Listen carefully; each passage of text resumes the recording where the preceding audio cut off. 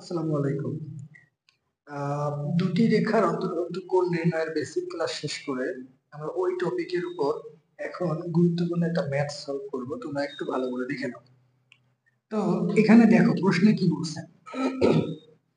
প্রশ্নে দুটো সমীকরণ, সরলরেখা দুটো সমীকরণ দেওয়া আছে। y is equal to y minus √3x minus 5 equal 0, এটা একটা সরলরেখা।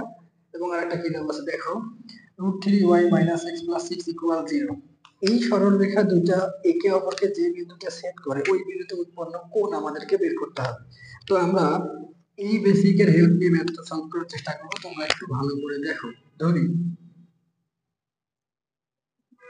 প্রথমটাকে ধরে নাও 1 নং সমীকরণ, তাহলে y equal √3x minus 5 equal 0, এটাকে আমরা দিলাম 1। পরেরটা কি দেওয়া আছে, √3y minus x plus 6 equal 0, এটাকে দাও 2 নং। এখন আমাদের ফর্মুলাতে দেখো তো m1 m2, m1 টা আসলে কি, প্রথম যে সরলরেখা হবে তার ঢাল। m2 টা আসলে কি, দ্বিতীয় যে সরলরেখা হবে তার ঢাল। তো আমরা এখান থেকে ঢাল বের করে নেব। এখন খুবই শর্টকাটে ঢালটা বের করে নেওয়া যায়। তোমরা এটা একটু কষ্ট করে আগে শিখে নাও তো। ঢাল অর্থাৎ m ইকুয়াল বের করা যায় মাইনাস x এর সহগ ডিভাইডেড y এর সহগ। এই সহজ বুদ্ধি অ্যাপ্লাই করে আমরা সরলরেখাগুলো থেকে ঢালগুলো আগে বের করে নেব। কি বললাম, ঢাল is equal to minus x এর সহগ ডিভাইডেড ওয়াই এর সহগ। এটা মনে থাকবে তোমাদের আশা করি। এবার এটাকে অ্যাপ্লাই করে আমরা ঢালগুলো বের করে নেব। দেখো তো, আচ্ছা 1 নং এর ঢাল,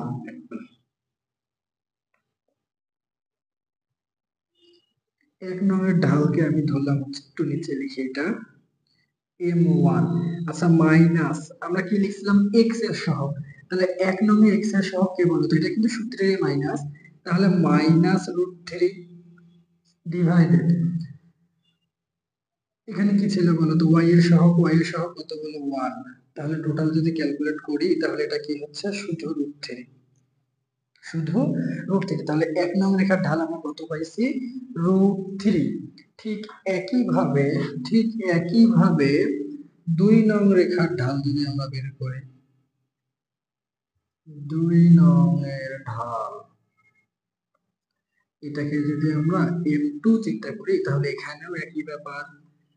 মাইনাস এক্স এর সহগ, তো 2 নাম্বারটা কোথায়, এক্স এর সহগ কত বলতো, -1 ডিভাইডেড, তোমরা এই জায়গাতে একটু ব্র্যাকেট দিলে বুঝতে সুবিধা হবে, তাহলে এখানেও ব্র্যাকেট দেই। এবং y এর সহগ কত বলতো, y এর সহগ হচ্ছে √3। তাহলে এটাকে যদি টোটাল ক্যালকুলেট করি তাহলে কি হচ্ছে বলতো, 1/√3। তাহলে কি মাইনাস মাইনাস প্লাস হয়ে গেছে। তাহলে আমরা 1 নং এবং 2 নং দুইটা রেখারই ঢাল কিন্তু পাইছি। 1 এবং 2 দুইটা রেখারই ঢাল আমরা পাইছি। তাহলে এখন আমরা যদি কোণটা বের করব তাহলে দেখো এখানে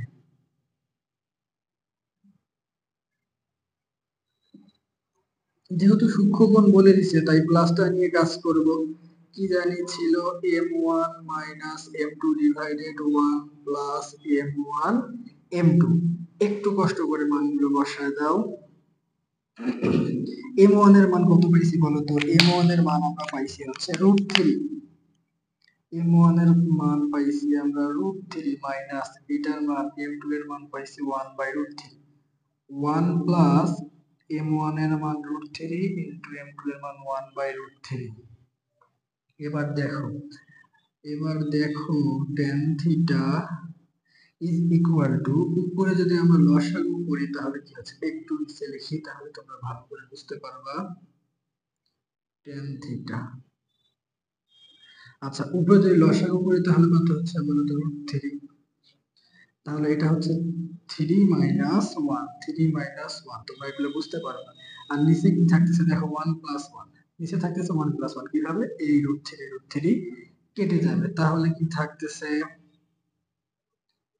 tan theta is equal to 2 divided √3।